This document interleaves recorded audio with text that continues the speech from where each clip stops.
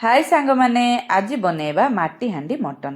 प्रथमे माटी कड़े नहीं से मटन पकाई दे से दही आउ कटा पियाज कंचा लंका देदेबा। एबे लंका गुंड हलदी गुंड अदा रसुण बटा देदेबा। गोटा मसला बटा चिकेन पेस्ट लुण आउ सरिष तेल दे भल भाबरे गलाई मेरिनेट हेबापई सेमिति अध घंटा पई रखिदेबा। एबे आसंतु स्टार्ट करिबा माटी हांडी मटन। प्रथमे गोटे कड़े नहीं से तेल देदेबा आ कटा होई रखिथिबा कंचा आलू को लाल लाल करी भल भाबरे भाजीदेबा। एबे सेम कड़े रे आउ किछि तेल नहीं सेथिरे मेरिनेट करी रखिथिबा मटन को पकाई भल भाबरे कसिबा।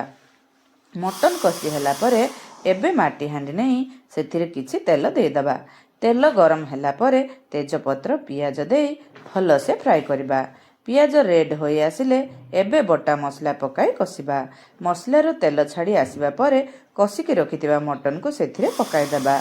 एबे हलदी गुंड लुण गुंड काश्मीरी रेड चिली पाउडर जीरा आउ धनिया पाउडर ऐड करी भल से मिक्स करदेबा। आउ पानी देदेबा।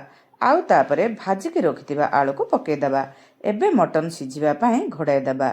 एई देखंतु मटन सिझी गला परे केते सुंदर देखा जाउची।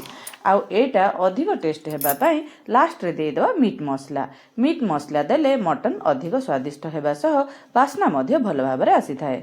रहिले फ्रेंड्स, वीडियोटी भल लागिले लाइक कमेंट शेयर करबा को जमा भूलिबेनी।